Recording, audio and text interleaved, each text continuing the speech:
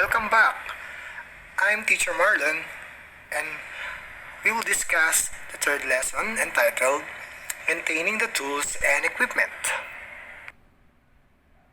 In this lesson, we are going to enumerate the procedures in maintaining hand tools and equipment, classify tools according to functional and non-functional tools, and identify the different solvents and lubricants used in maintaining tools and equipment, and illustrate the tools at home and list down the proper ways of maintaining them.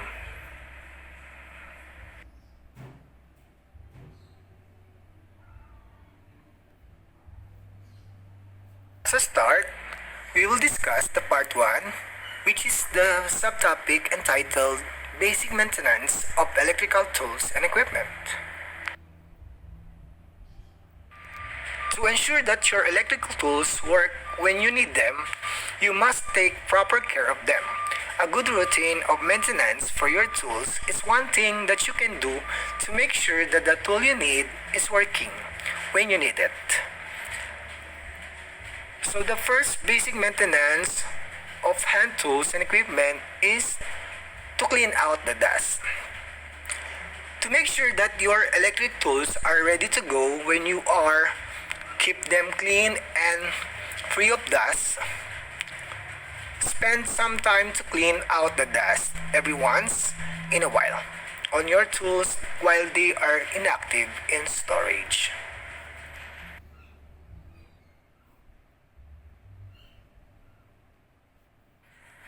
Number 2, check the cords. Look for tear or cut insulator on the power cords on your electric tools. This will ensure that your electric tools can get the power that it needs to function without an accident. Number 3, use the right tool correctly.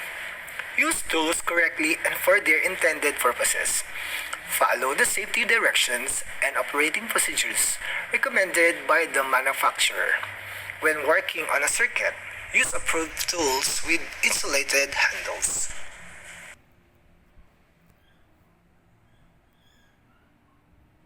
Number 4, protect your tools. Keep tools and cords away from heat, oil, and sharp objects. These hazards can damage insulation. If a tool or cord heats up, stop using it. Report the condition to a supervisor or instructor immediately. Number 5, use double insulated tools. Portable electrical tools are classified by the number of insulation barriers between the electrical conductors in the tool and the worker. As you can see, we have here the double insulated tools. Use double insulated tools if GFCI is not available. What GFCI means? GFCI stands for Ground Fault Circuit Interrupter. The Ground Fault Circuit Interrupter, or GFCI, is a fast-acting circuit breaker designed to shut off electric power in the event of a ground fault within as little as 1/40 of a second. Always check the cord and plug on all power tools before using them.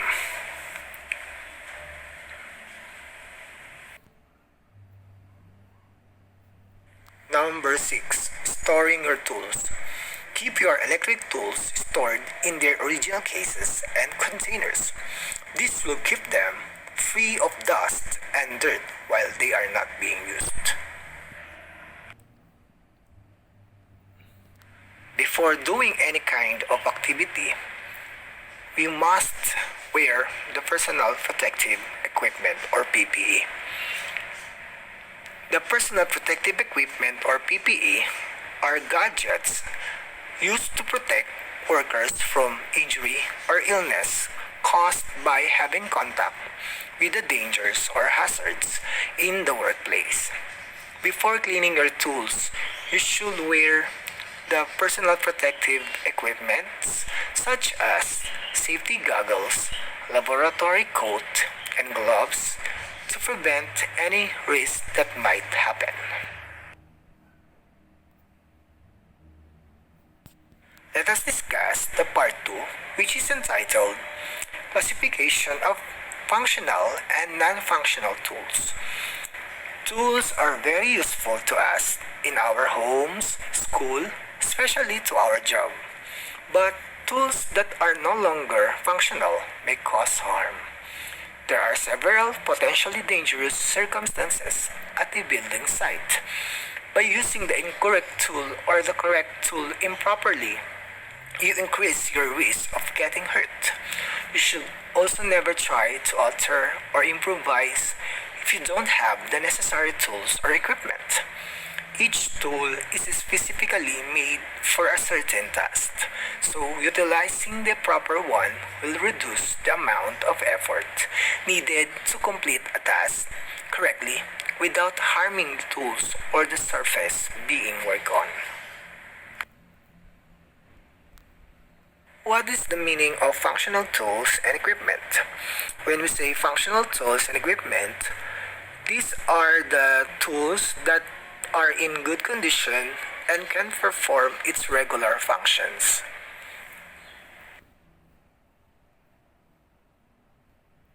The examples of functional tools are hammer, long-nose pliers, flathead screwdriver, foot rule, Phillips screwdriver, and wire stripper. They are all in good condition and can be used anytime.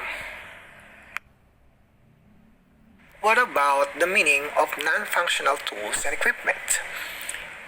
These are the tools that are not able to perform its regular function because of impaired and damaged part.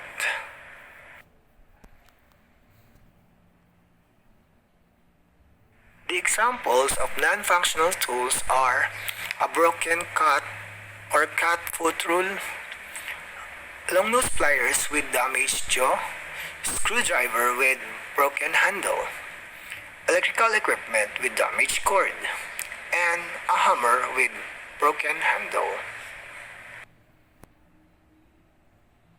For the continuation of this subtopic, we will discuss also the method of identifying non-functional tools and equipment.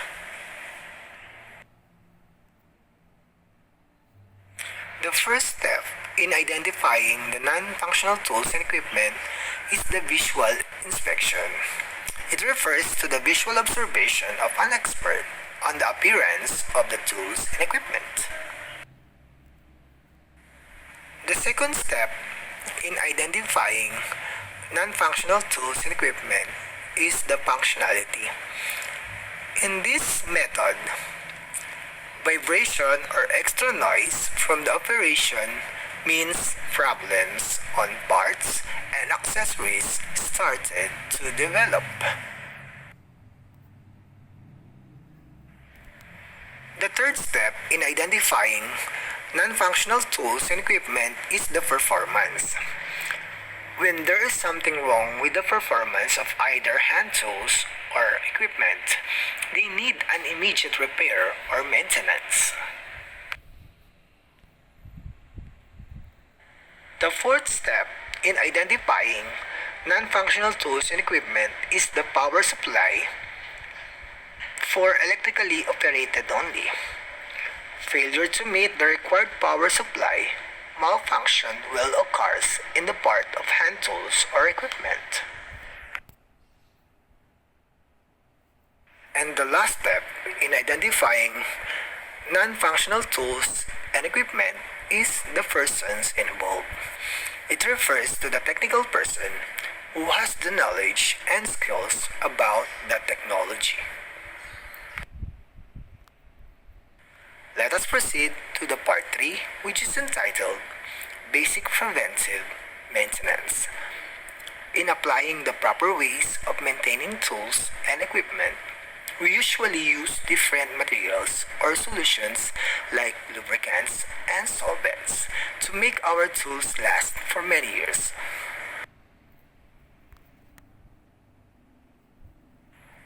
is lubricant. A lubricant is a substance introduced to lessen friction between moving surfaces. It may also transport external particles. The property of reducing friction is known as lubricity. You need to use a lubricant to get them moving to your level of satisfaction. This is purely subjective, as some people will prefer a looser flyer while others prefer them to be quite tight. It's a personal choice. Spray the pliers with silicone lubricant or other tool oil at the joint. Work the lubricant into the joint. Dip the pliers into some dry and fine sand and allow them to become covered. Grit will get into the joint. Work the pliers for a short time to loosen the joint. Wipe the pliers clean with a dry, soft cloth. The best lubricants to use depend on your personal preference, and whatever you choose for your pliers can also be used for your shears and other tools like wrenches and a lot more. You'll need to periodically oil your lineman pliers to keep them in top condition. This will help them not only work smoothly, but it will prevent rust and corrosion. Clean them between uses with a soft, dry cloth to remove any debris, and make sure you store them in a safe, dry place.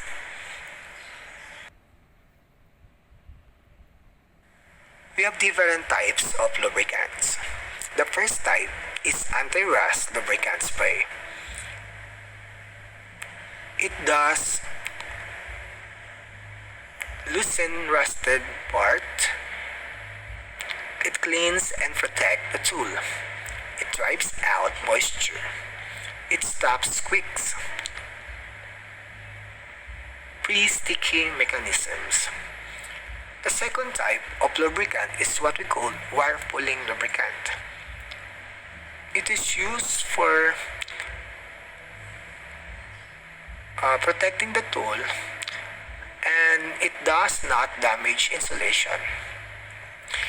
Cling to wire and dries the slippery film.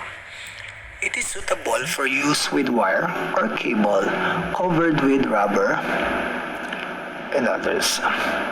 The third type of lubricant is what we call all-purpose anti-rust lubricant.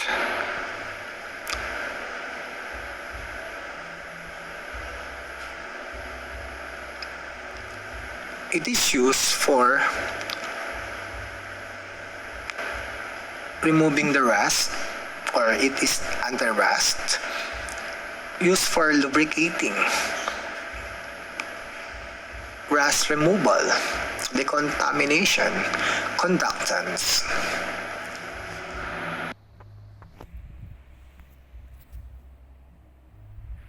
The fourth type of lubricant is the lubricant oil and engine oil.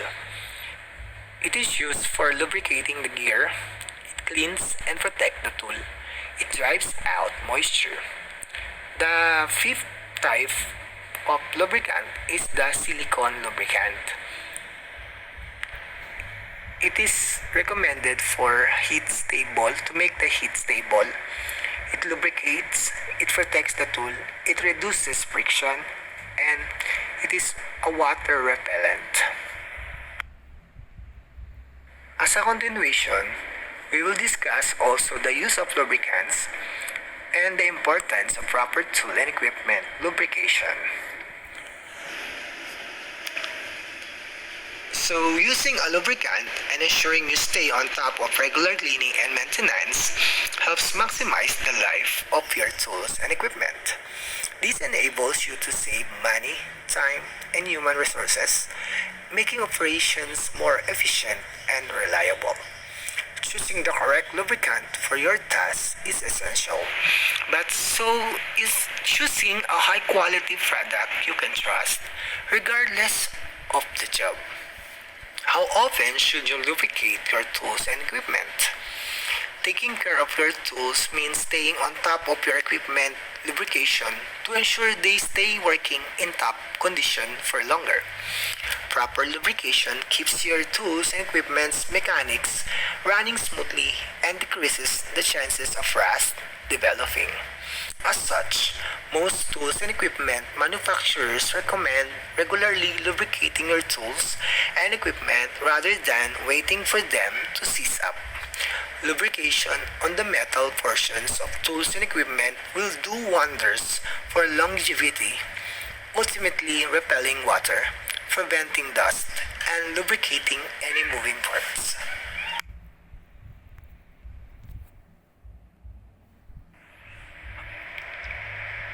What is a rust? Rust is the enemy of tools all around the world. Rust forms when iron or steel is left exposed to both water and oxygen for a certain amount of time. The substance can destroy the effectiveness of tools and cause them to break entirely. Losing tools to rust can be costly and potentially dangerous if a rusty tool breaks while in use. Instead of discarding rusty tools, you can save money by learning how to remove rust properly and prevent it from forming in the first place.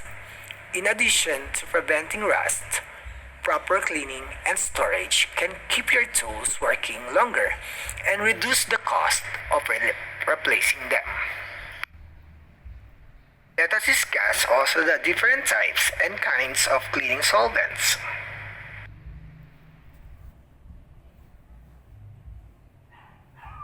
What is solvent? Solvent is a component of a solution that dissolves solute, and it is usually present in large proportion or amount. In science, the meaning of solvent is any substance. It is usually liquid, which is capable of dissolving one or several substances, thus creating a solution. One of the most common examples of solvents is water, which is generally used for dissolving polar molecules. Water is widely regarded as a universal solvent since it can dissolve virtually any solute. In the workplace, certain organic solvents may pose harm to them and to the environment. In any types of solvents, we can see the polarity. Polarity simply defines the ability of a specific solvent to dissolve a solute.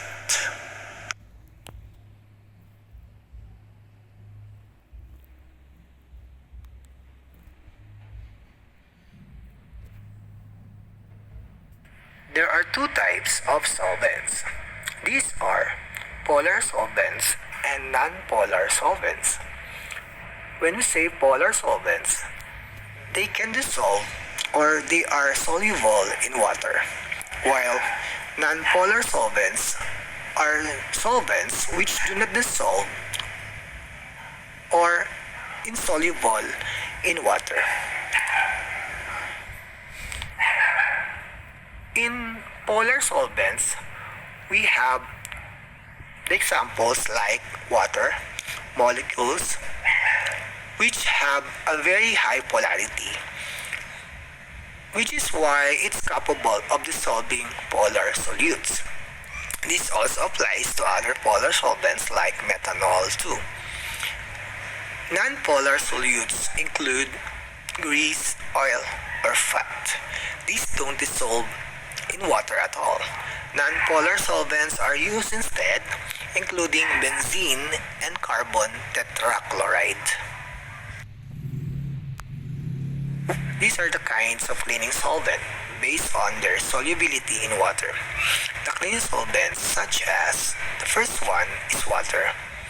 It is soluble in water, water to water. It is a polar solvent. The second one is gasoline. It It is insoluble or they do not dissolve in water. It is a non-polar solvent. The third one is kerosene. It is insoluble or they do not dissolve in water. It is a non-polar solvent. The fourth one is thinner. It is insoluble. They do not dissolve in water. It is a non-polar solvent. And detergent soap, it is soluble or they dissolve in water. And it is a polar solvent. Remember, solvents are usually used for cleaning in workshops.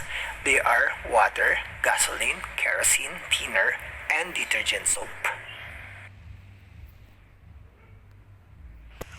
Let us discuss the uses of cleaning solvents. Water is used to wash dust in the floor, walls, and others. Gasoline is used to wash greasy tools and equipment. Kerosene is used to remove dust, grease, oil, paint, and others. Thinner is used to remove spilled paint on the floor, walls, and tools. And detergent soap is used to wash or clean benches, tables, cabinets, and others.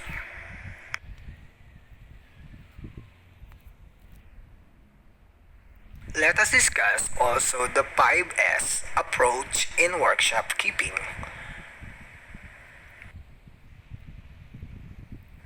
The 5S approach in workshop keeping are: number 1, sort. Sorting is an action to identify and eliminate all unnecessary items from your workplace and dispose them. The second one is the systematize. Systematizing is an action to arrange or put every necessary item in good order so that they can be easily picked for use. The third one is the sweep. Sweeping is an action to clean your workplace thoroughly so that there is no dust on floor, machines, and equipment. The fourth one is the sanitize. Sanitizing is a condition of maintaining high standard of cleaning and workshop organization at all times. And last is self-discipline. Self-discipline is a condition of training people to follow cleaning disciplines independently. These are the concepts of 5S. In Japanese word seiri, it means sort in English. In Filipino, it means suriin. Japanese word seiton means in English systematize. In Filipino, it means sinupin. Japanese word seizo, it means in English sweep. It means in Filipino simutin. Japanese word saikatsu, it means in English standardize. It means in Filipino siguruhin ang kalinisan. Japanese word shitsuke, it means in English self-discipline. It means in Filipino sariling kusa.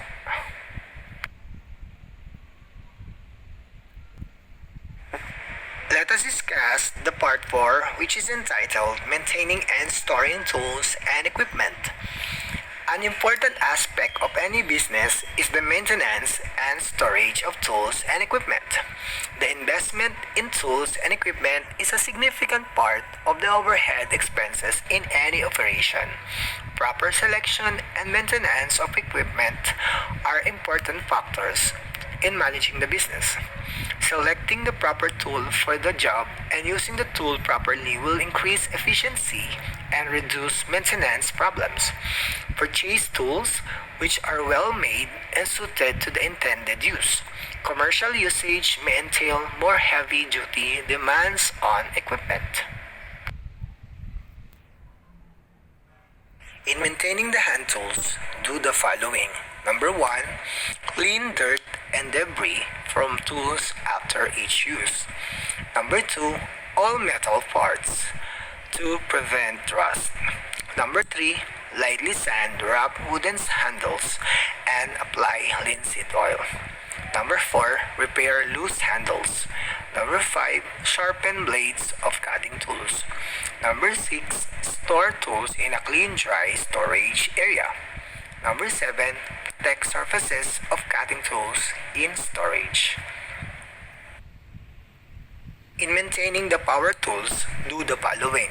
Number 1, read and follow the maintenance schedule in the owner's manual for each piece of power equipment. Number 2, change the oil. Number 3, clean the air filter. Number 4, lubricate moving parts. Number 5, sharpen dull blades or replace worn blades according to the owner's manual. Number 6, replace spark plugs. Number 7, drain oil and gasoline before long-term storage. Number 8, check electric cords and connections on electric power tools. Number 9, store tools in a clean, dry storage area. In maintaining the equipment, do the following. Number 1, store equipment in a clean, dry storage area. Number 2, rinse and clean spray equipment after each use. Number 3, clean spreaders and check wheel driven gears. Number 4, clean carts and wheelbarrows after use.